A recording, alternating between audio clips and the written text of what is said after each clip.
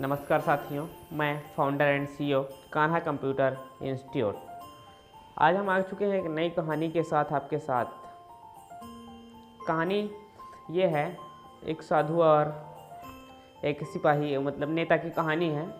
कहानी बहुत इंटरेस्टिंग है। वो अपनी लाइफ पर अगर आप डिपेंड करते हैं तो बहुत ही इंटरेस्टिंग कहानी है। उस कहानी से हम बहुत कुछ अभी सीखने वाले हैं और उस कहानी का जो सार है बहुत ही इंटरेस्टिंग होने वाला है, इसलिए वीडियो को पूरा देखिएगा, वीडियो को स्किप मत कीजिए। चलिए शुरू करते हैं। कहानी ये है कि एक जगह पर एक साधु रहते थे और बहुत ही वो फेमस साधु थे।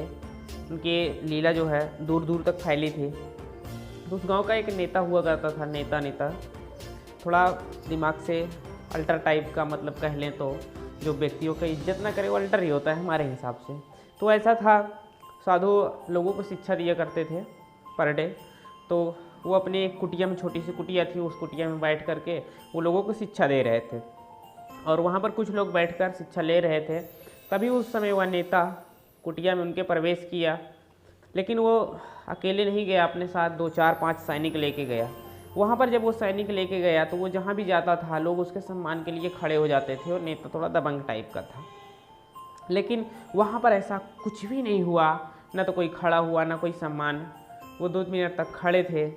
फिर वो जो है साधु से बोले कि मैं यहाँ आया हूँ, आपको दिख नहीं रहा है कि मैं यहाँ आया हूँ? साधु ने विनम्रतापूर्वक बोला, जी आप जो भी हैं बैठ जाइए, मैं आपके सारे सवालों का जवाब दे रहा हूँ। इतने में राजा को बहुत ज़्यादा गुस्सा आई। जो नेता गए थे उनको बहुत ज़्यादा गुस्सा आई और जब उनको गुस्सा आई तो बोले तो मुझे जानता नहीं है। तो बोले मैं सब कुछ जानता हूँ, लेकिन आप बैठ जाइए तभी मैं आपके सवालों का जवाब दे सकता हूँ। तो वो बैठा नहीं, बोला अभी मैं तेरे को, तू तड़ाक पे एकदम उतर आया और बोला मैं अभी तेरे को बताता हूँ तू कौन है। तू मुझे नहीं जानता है, तू मेरी इज्जत नहीं करता है, तो अब मैं अभी तेरे को बताता हूँ। वो बोलता गया, तू ढोंगी है, जो ये जिन लोगों को बैठाया है ये लोग की जेब से सिर्फ तू पैसे निकालना चाहता है और निकाल करके अपनी झोली भर रहा है और तू कुछ नहीं कर रहा है। एक नंबर का ढोंगी पाखंडी आदमी है, तेरे बस का कुछ नहीं है। तब भी वो साधु बिल्कुल शांत थे और उसका गुस्सा बिल्कुल बढ़ता गया। तब भी साधु एकदम शांत। इतना कहने के बाद भी तो नेता बोलता है कि अगर अब भी तेरे पास वक्त है, अगर तू माफ़ी मांगना चाहता है तो माफ़ी मांग ले, वरना तुझे माफ़ी भी नहीं मिलेगी। साधु जी ने बिल्कुल प्रेम पूर्वक बोला, जी नहीं, हमें आपसे कोई भी गिला शिकवा नहीं है। मैं आपको दिल से अपने आशीर्वाद देता हूँ और अब मुझे कोई गिला शिकवा नहीं है। मैं आपने जो कहा, आप इतने अच्छे इंसान हैं, जो भी आपने कहा बिल्कुल सही है। इतना सुनते ही उस नेता का दिमाग एकदम 7वें आसमान पर चढ़ गया। खुशी से वो एकदम खुश हो गया। इतना कहने के बाद भी ये मुझसे डर गया और वो खुशी घर लौटा। नेता उसको अपने पिताजी के पास घर पे जाके बैठा। तो वो उसके पिताजी बहुत ही सभ्य और सामाजिक आदमी थे। तो वो अपने बेटे की मुस्कान चेहरे पर देखे, क्योंकि वो पहले कभी मुस्कान नहीं देखे थे।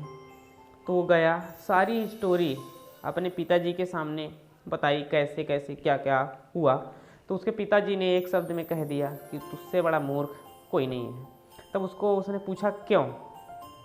उसके पिताजी ने बताया कि बेटा, जो वो हैं वो बता दिए कि मैं कौन हूँ। जो तुम थे वो तुम बोलकर आए हो और उनके अंदर विनम्रता थी, अच्छाई थी, इसलिए इतना कहने के बाद भी तुमसे कोई शिकायत नहीं, तुमसे ऊंची आवाज़ में बात नहीं की है।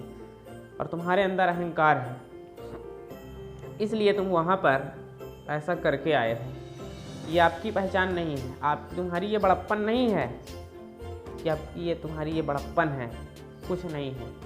तो इस कहानी से हमें सीख क्या मिल रही कि मतलब आज के समय में अगर कोई भी व्यक्ति आपको थोड़ी सी इज्जत देता है तब हम क्या हो जाते हैं, 7वें आसमान पर हमारा दिमाग चढ़ रहा है, अरे मुझसे वो डर रहा है, मेरी बात मान रहा है। ये भाइयों बिल्कुल गलत है।